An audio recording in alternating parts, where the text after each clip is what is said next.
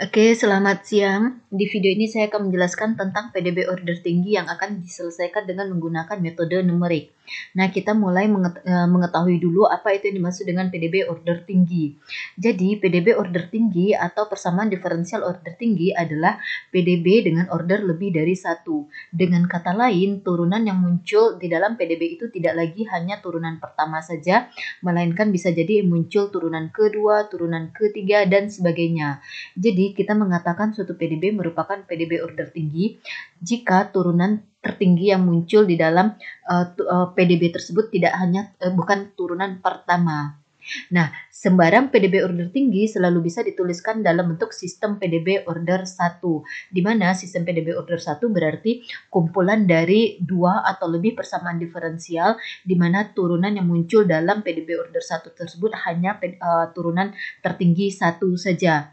Jadi, yang awalnya PDB-nya berorder tinggi, bisa jadi berorder 2 atau order 3 dan sebagainya, itu selalu bisa dituliskan dalam bentuk sistem PDB order 1. Sedemikian sehingga di dalam sistem itu yang muncul hanya turunan pertama saja. Nah, ada strategi untuk mentransformasikan PDB order tinggi ini menjadi sistem PDB order 1. Nah, jika PDB order tinggi tersebut sudah ditransformasikan menjadi sistem PDB order 1, maka jika ingin menyelesaikan masalah PDB order tinggi tersebut secara numerik, kita bisa manfaatkan metode-metode yang ada dalam sistem PDB order 1, yaitu diantaranya ada metode Euler dan metode Runkuta order 4. Nah, untuk menyelesaikan masalah PDB order tinggi atau strategi untuk mengubah PDB order tinggi itu menjadi sistem PDB order 1 adalah salah satunya kita harus memastikan bentuk umum dari PDB yang kita punya itu adalah sebagai berikut ini. Oke, jadi katakanlah kita memiliki PDB order n yang menunjukkan bahwa turunan tertinggi yang muncul dalam persamaan diferensial tersebut adalah turunan ke n. Oke, nah let's say di sini misalnya Y sama dengan YX yang artinya Y itu adalah variabel tidak bebas yang tergantung pada variabel bebas X.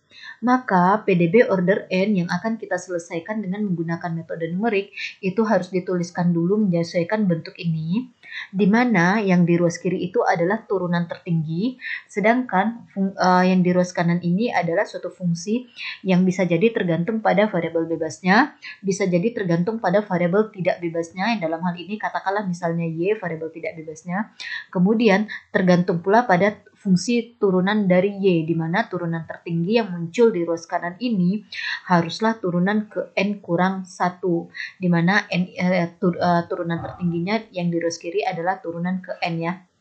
Oke, dengan catatan di mana N ini adalah bilangan bulat yang dimulai dari 2. Jadi bisa jadi turunan kedua, turunan ketiga, dan sebagainya, bilangan bulat ya. Jadi dengan demikian yang di ruas kiri ini merupakan turunan tertingginya, sedangkan yang di ruas kanan ini bisa jadi muncul variabel X, variabel tidak bebasnya yaitu Y, beserta turunan-turunannya, namun haruslah turunan yang ada di ruas kanan ini lebih rendah daripada turunan yang ada di ruas kiri ini. Nah, nanti kalau sudah bentuknya seperti ini, maka kita bisa mentransformasikan PDB itu menjadi sistem PDB order 1. Nah, kita lihat ilustrasinya. Misalkan kita punya PDB order 2 yang berarti turunan tertinggi yang muncul dalam PDB itu pastinya turunan kedua ya.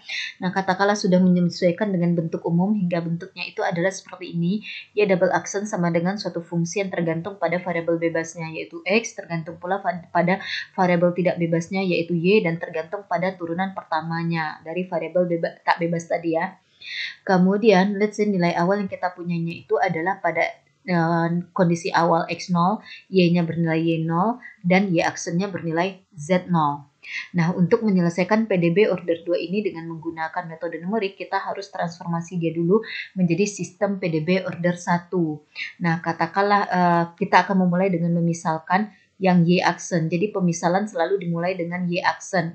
Kita misalkan di sini Y aksen dengan Z, di mana Z adalah suatu variabel baru, di mana Z di sini tidak harus Z, boleh jadi menggunakan huruf lainnya atau notasi apapun sejauh berbeda dengan variabel bebas ataupun variabel tidak bebasnya.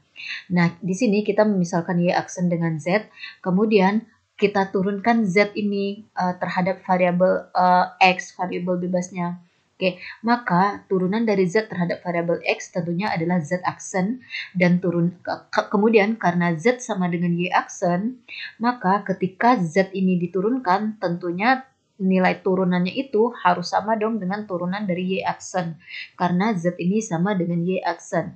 Jadi kita menurunkan kedua ruas dari persamaan yang pertama ini. Nah, turunan dari Z adalah Z aksen, kemudian turunan dari Y aksen adalah Y2 aksen. Oke, kemudian tadi kita punya nilai awalnya adalah pada X0, Y-nya bernilai Y0. Kemudian nilai awal kedua adalah pada X0, Y aksennya bernilai Z0. Nah, karena Y aksen tadi sudah kita misalkan dengan Z, maka Y aksen dalam kurung X0 itu bisa juga dinyatakan dalam bentuk Z dalam kurung X0. Karena Y aksen itu diganti menjadi Z. Nah, dengan demikian kita sudah bisa memperoleh sistem PDB order 1, yaitu kumpulan dari persamaan diferensial yang mengandung turunan tertingginya adalah turunan pertama saja. Nah, ini berperan sebagai persamaan diferensial pertama, yaitu Y aksen sama dengan Z. Kemudian yang ini berperan sebagai persamaan diferensial kedua, yaitu Z aksen sama dengan Y double aksen, di mana sesuai dengan informasi di sini, Y double aksen itu adalah suatu fungsi yang tergantung pada X, Y, dan Y aksen.